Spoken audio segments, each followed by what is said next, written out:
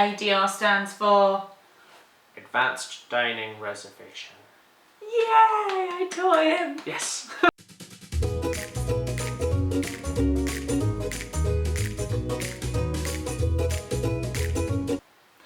Hi everyone and welcome to Weekend with the Kids. My name is Louise, or otherwise Mum in this particular household. I'm Robert, otherwise known as Dad, sometimes known as Daddy, depending on what the kids want from me at the time. As you can probably see from my delightful laptop background here, we are 61 days out from our next trip to Walt Disney World. Yep. Now, for those of you in the know, and maybe a few of you who aren't, tomorrow is a very big, important day for us. Yep, tomorrow, for 60 days out from when you book your holiday, because we're staying on site and we're booking through Disney, you can get 60 days. No, that's not how this works. I don't know how it works.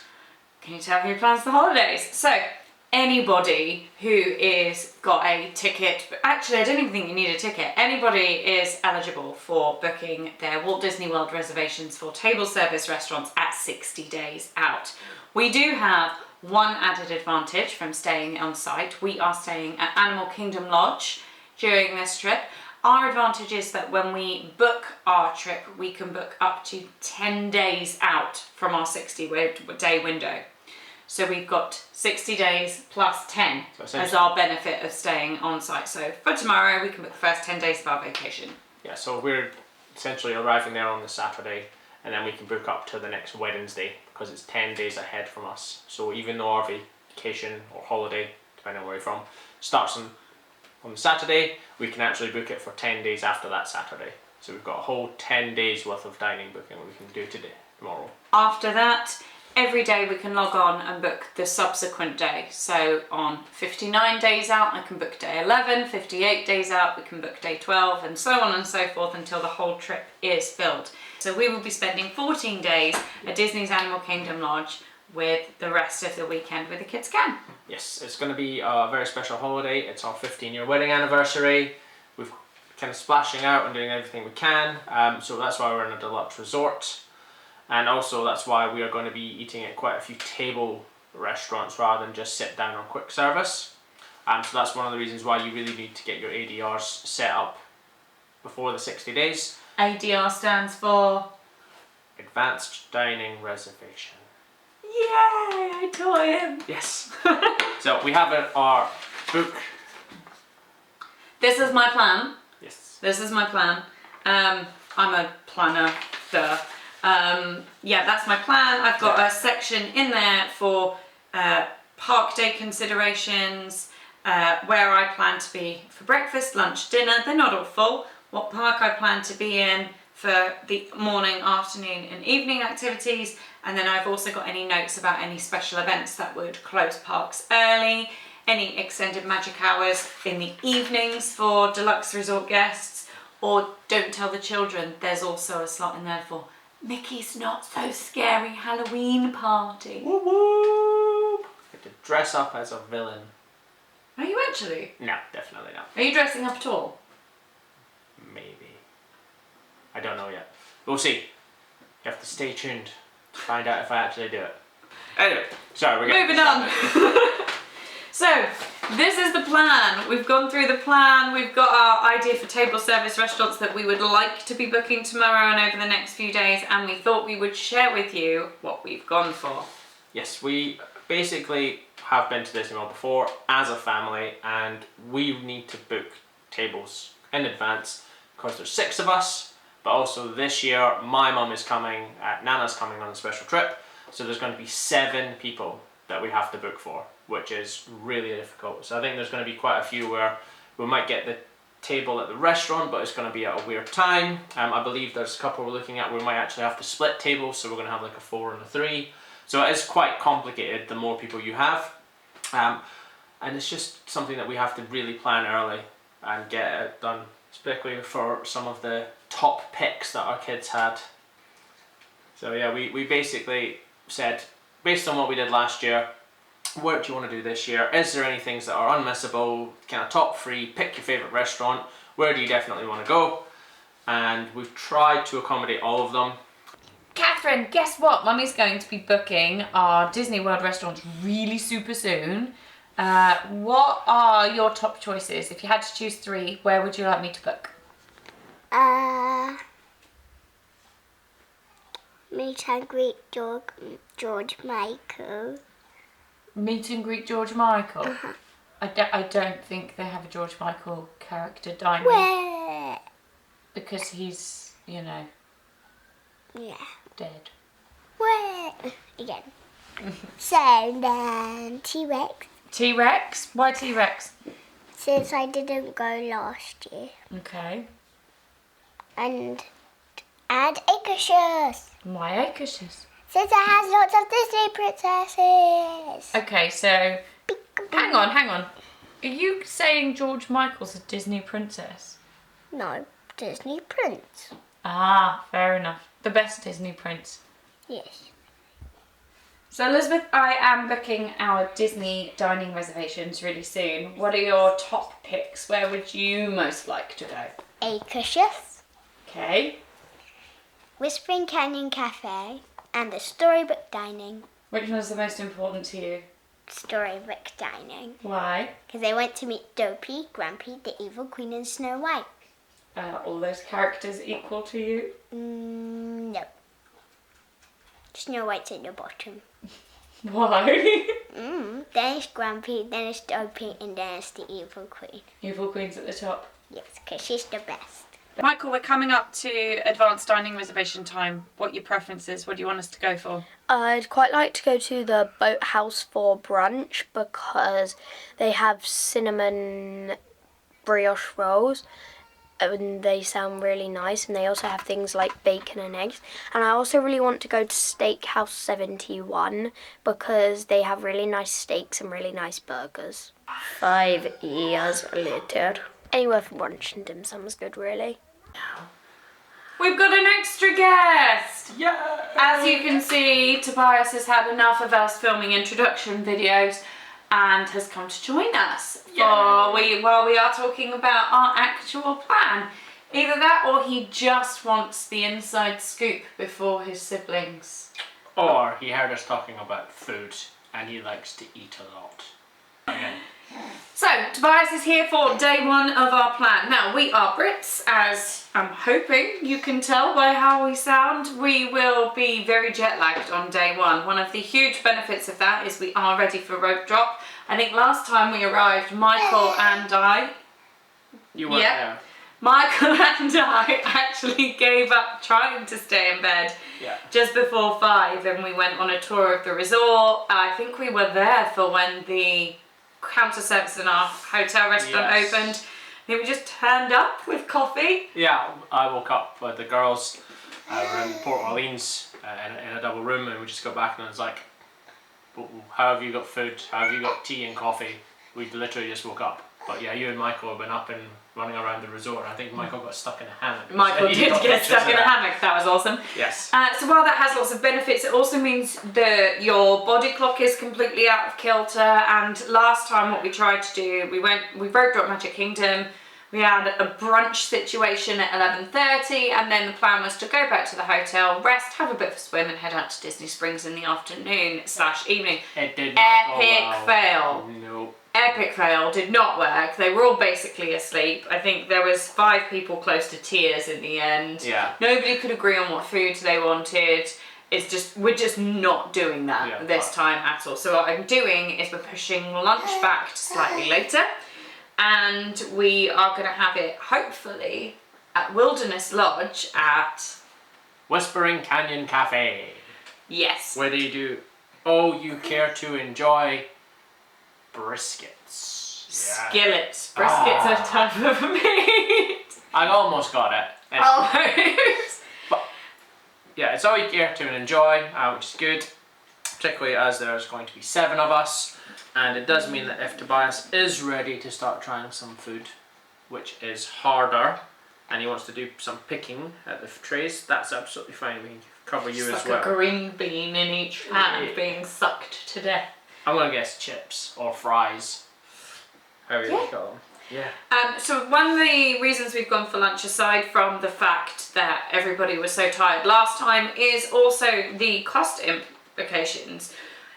The price difference between breakfast, lunch and dinner at Whispering Canyon is quite significant. Yeah. Breakfast and lunch come in at $26 for an adult skillet, whereas at dinner it goes up to $40. Now there are a lot of the dinner options on the lunch skillet and a lot of the breakfast options on the lunch skillet.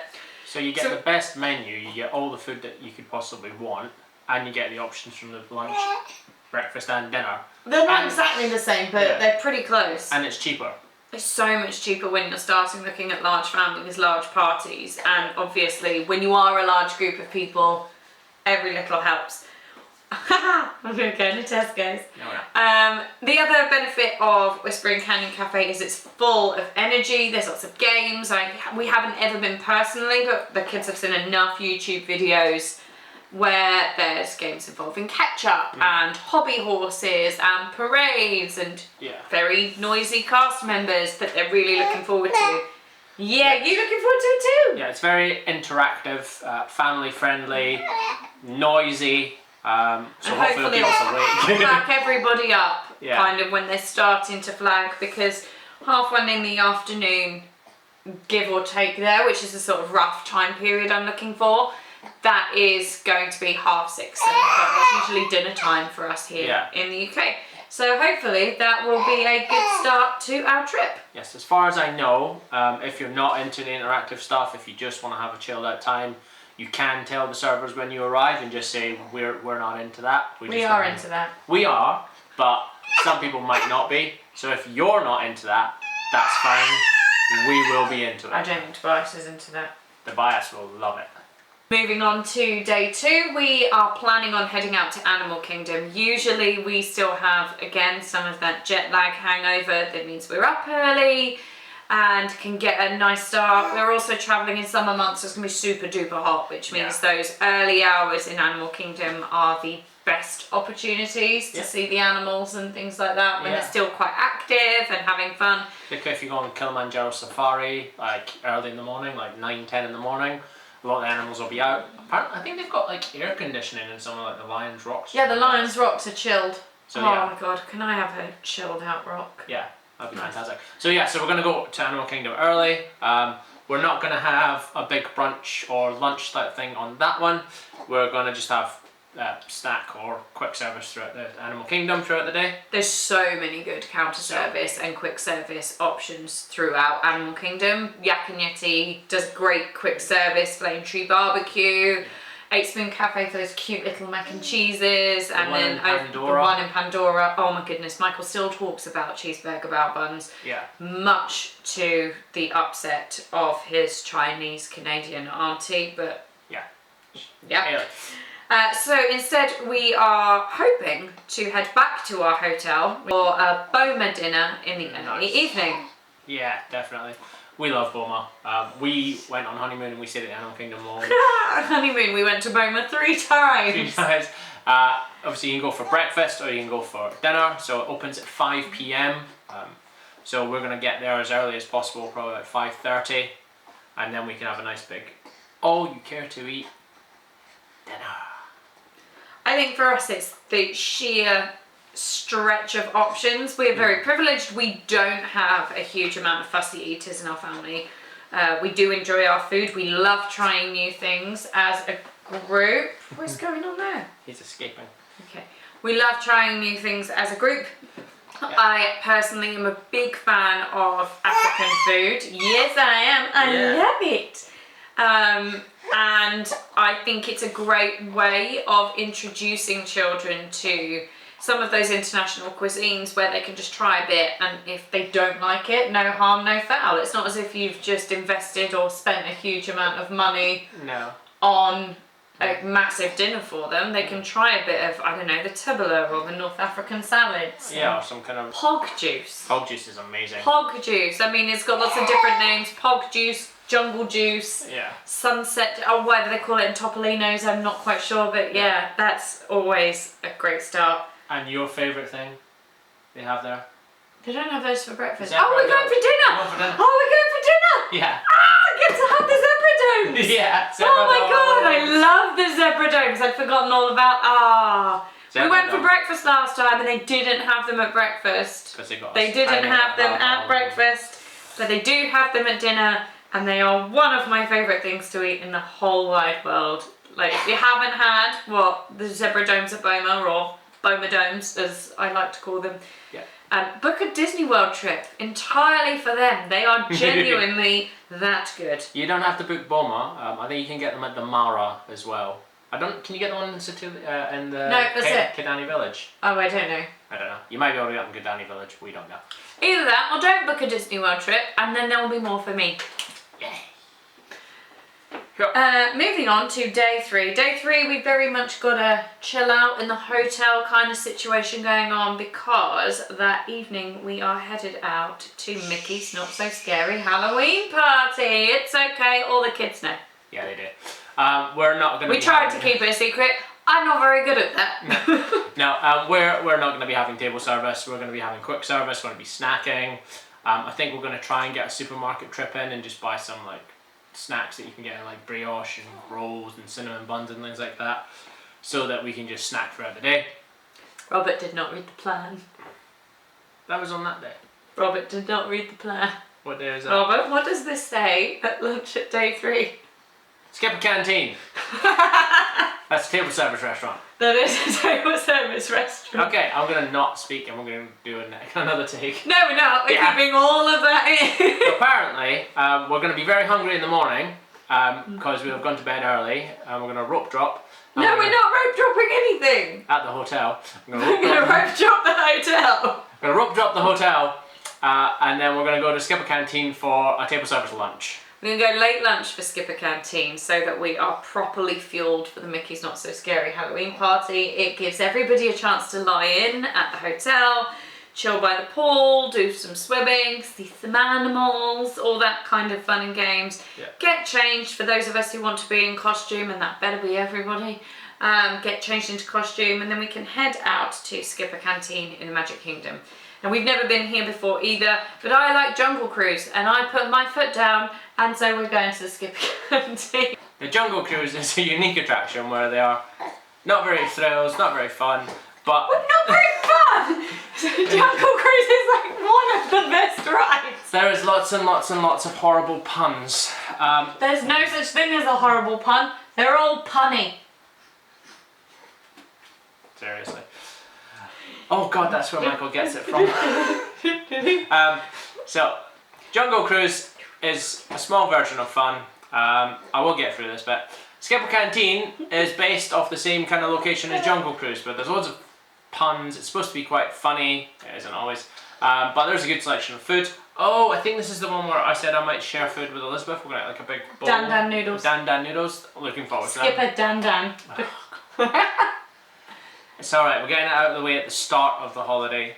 And then so I don't have to put it after. And then I can keep it going. So, the plan for day 3 is skip a canteen. We'll probably share a couple of adult mains with the kids. And then get some sides or appetizers. And then we're not going to have anything for dinner. We're going to have snacks or packed lunches. Or we're going to call them bring your own food in at the park. And then we are going to have lots and lots of snacks for the Not So Scary Halloween party.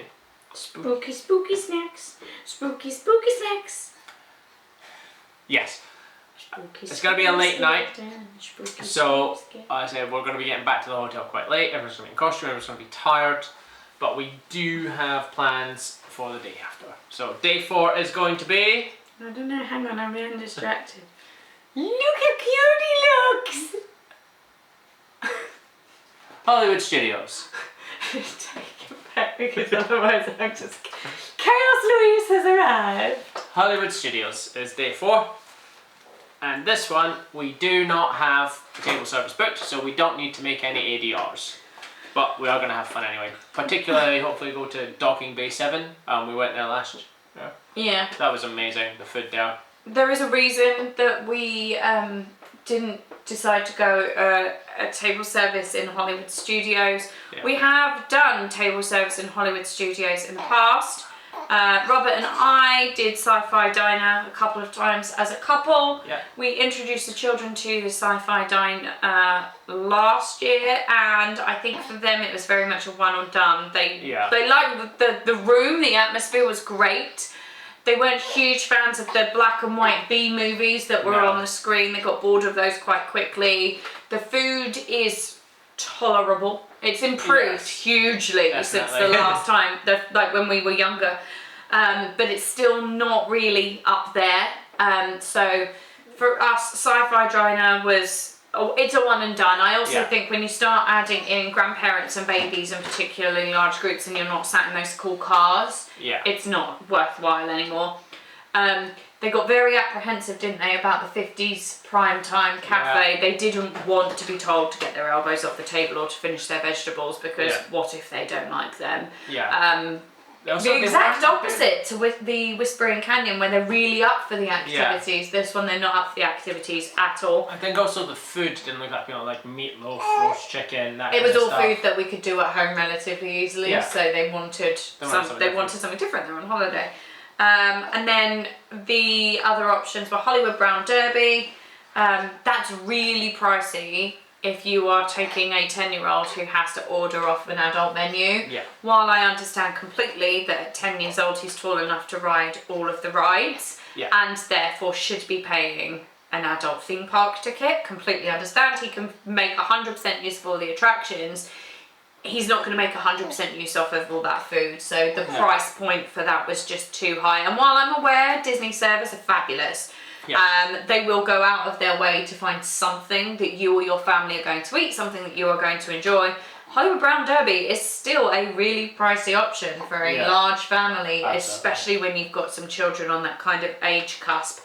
And Toy Story, the barbecue-y new one, Roundup, Rodeo, Barbecue, don't remember. Wasn't really into. Yeah, I think as well Elizabeth can get quite sensory sensitive, and a lot of the reviews I've read are that it's quite loud, and I think she might struggle within that environment. Yeah, it's the Roundup Rodeo Barbecue.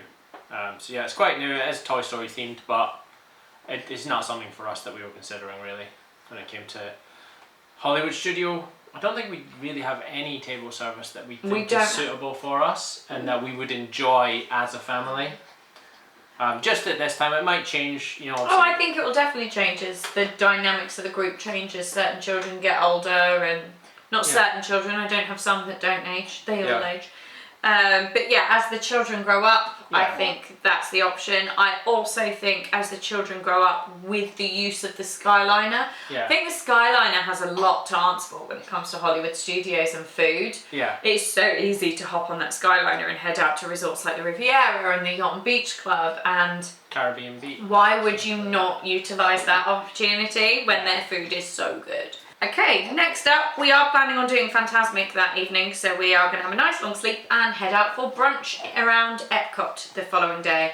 And talking of Skyliners, we are hoping to head to Topolino's Terrace for breakfast. It's not in the park, obviously, it's in the Riviera Resort right on the roof. We did that last January when we went, so it was just last January. 2 years ago. It's 2022. Fair enough.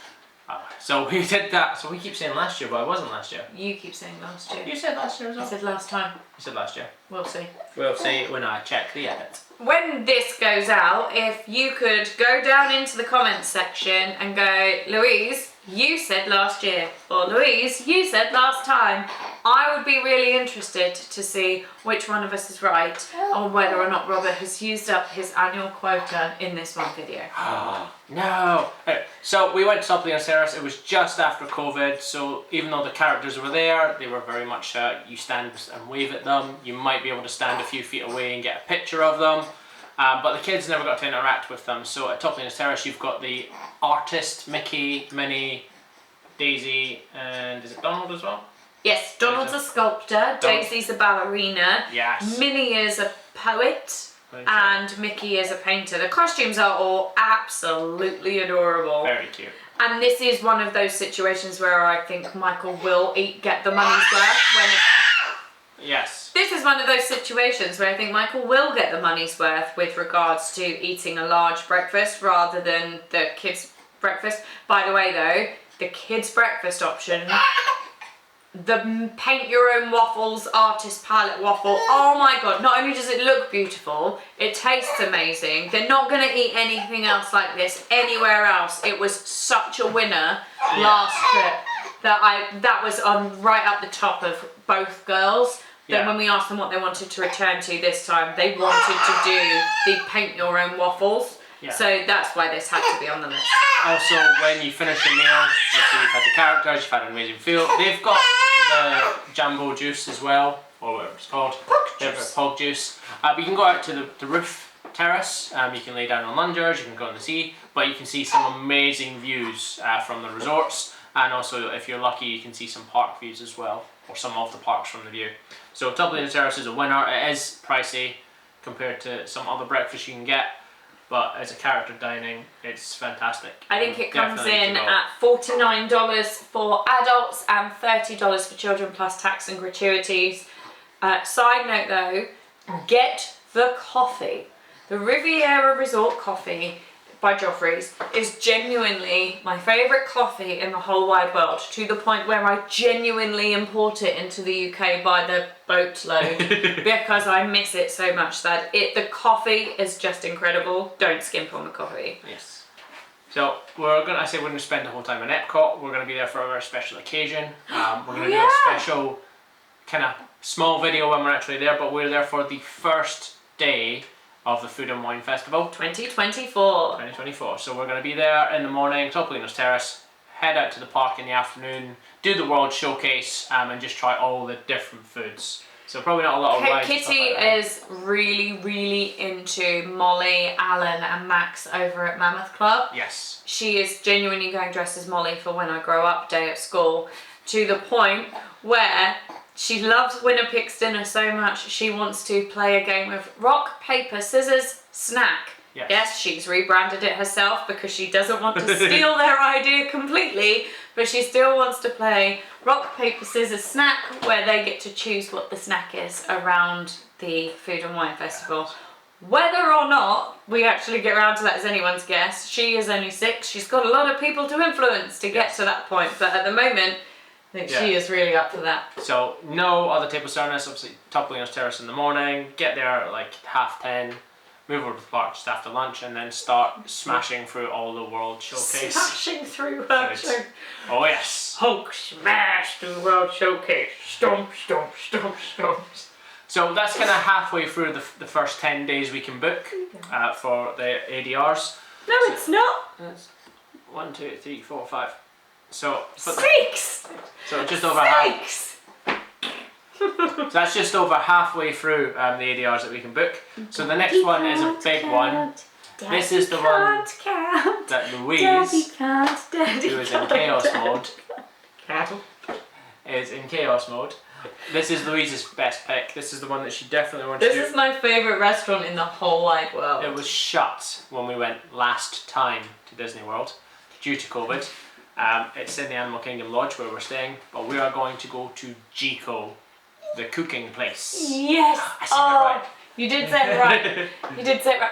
Oh, I mean, if it's possible to taste food in dreams, genuinely think that Jico food would be up there. But honestly, I love it so much. Like I did say earlier, African food is some of my favourite type of food, and it's just done so well. They have the largest collection of South African wines outside of Africa.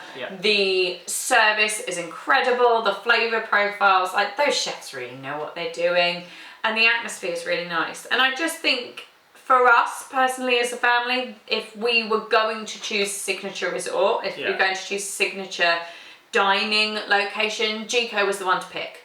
Number one, because it's my favourite restaurant in the whole wide world and I make the plans, so I get to choose. Number two, it is one of the Disney World signature restaurants that hasn't made the switch to a 3-course prefix menu.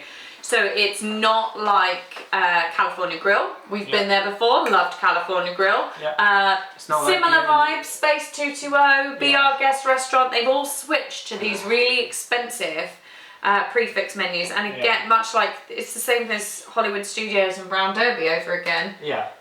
$92 plus gratuity, I think, was the last time I looked at California Grill.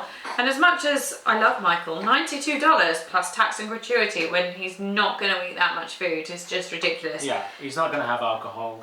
He's probably not. He doesn't like desserts unless it's sorbet.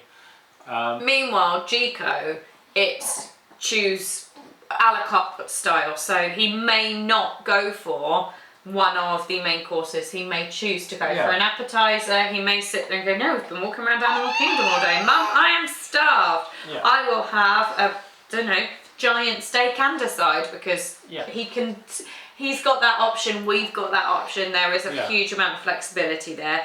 And the flexibility on Mummy's favourite food. Yes, Mummy's favourite food. And if Mummy's tummy's happy, Tobias's tummy is happy. Yes, it is. Yes, so Gico, we're going to try and book that as quickly as possible when it comes to ADR. As I said, luckily it's in the kind of middle of our trip, just after the 5-6 days, so we can book that, even though, I said you can get 10 days from your starting booking date, so we can still get Gico quite early, which will be one of the top I things. think Gico will be fine. I think that because it is such a unique flavour profile, that people who've got fussier eaters in their group may give it a miss. It's also an Animal Kingdom lunch, which is slightly further out from the parks than a lot of other places. We have only booked our Animal Kingdom Lodge restaurants on days where we are at Animal Kingdom Park. Yeah. Because otherwise it is just a bit of a trek. Yeah, exactly. You wouldn't want to go into the Magic Kingdom and then come all the way back down on the bus for half an hour to do it. The next couple of days are Water Park and Disney Springs days. Yeah. And so we are mostly planning on doing quick service tours of Disney Springs. There's loads of great options down there rather than anything to sit down. However, we're going to go to the M&M shop. We need to find mint M&Ms. We went last time, tried to get mint M&Ms. They had some in Magic Kingdom shop. I didn't buy them because I thought we're going to Disney Springs, and then they didn't get to the M&M shop, so I'm buying mint M&Ms. They're my favourite chocolate. I was slightly concerned at how vocal you're being about mint M&Ms. They are the best flavour. Thank you. You disagree, I take it. So while we're planning our trip, we do like to get the children involved. We are Weekend with the Kids. This channel is very much child-led, in case you can't tell by some of the random stuff that comes on here. And that means we like them to make the decisions. We want them involved. And with that, when we were coming up with a plan, and by we, I definitely mean we. Yes. I asked the children kind of what were their top favourites from our last visit, if they're anywhere that they'd seen on YouTube with some of those vloggers where they'd really like to try, things that they really want to do, places they really want to go, foods they really want to try. Michael really wanted a brunch. He really wanted an American brunch. Elizabeth surprised us, not at all. She didn't care what else we did so long as she got dinner with the evil queen. Yep. And Catherine went, T-Rex. Yes, T-Rex. T-Rex. Right, last time the other people got to go, but Catherine and I stayed in the hotel room, so we didn't go to T-Rex, so Catherine missed out. It's meh. Yeah. It's meh. The atmosphere is great. The moving dinosaurs are fabulous. The meteor shower was hilarious because Elizabeth kept hiding under the table, going, "Quick, dinosaurs, come hide with me!" But the food is to go from Gico to T-Rex. Yeah, I can't really comment. I've been to Rainforest Cafe. I think T-Rex is run. They're owned by the same people. They're both owned by Landry. So I kind of know what it's like. You kind of, but there's nothing I've never wrong been with to there's T-Rex. nothing wrong with it. I just think with all of the wonderful food options in Disney Springs, that's what she chose. And as I said, we love the kids. We make sure that they're involved as much as And possible. that's it. That's how we prove it. If ever she says there goes, "You don't really love me," yes, I do. I took you to T-Rex. Yes. But no, I say it'll be fun. It's a family restaurant. The food, as I said, is not amazing. It's loud. It's noisy. It's overpriced. The food isn't great, but there are animatronic dinosaurs. Yeah, it's a family restaurant that the kids will And enjoy. they give you margaritas by the bucket. Which you will enjoy. Guess who forgot to film the final 4 parts of this video? Yeah, that's right, that was us. But don't worry, we've got you covered. We're going to talk about the final 4 restaurants that we booked for table service at Disney World. Starting off with Acacious.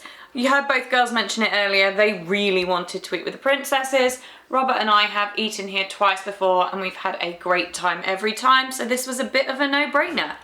Next up was Elizabeth's favourite pick, which was the Storybook Dining with Wicked Queen. Snow White's there as well, but we don't care about her. So that's also in Whispering Canyon. No, it's not. Another one for Robert Counter. It's in Wilderness Lodge, a completely separate restaurant to Whispering Canyon Cafe. I knew that. Next up, we've got Shikasai, which I is... can't tell you if you're pronouncing that correctly or not. It's in the Japan Pavilion.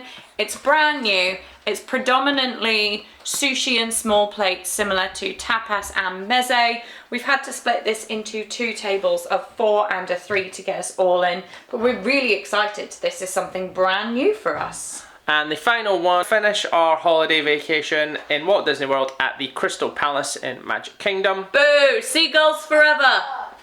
And we're going to have a lovely buffet restaurant. Once again, you will be able to see all this when we do our vlogs later this year. All jokes aside, the Crystal Palace was where we started our trip last year, so it felt right to bookend it and have it as the end of our trip this year. We can't wait to see the Winnie the Pooh characters as well, because last time we went, it was post-COVID and the characters hadn't returned.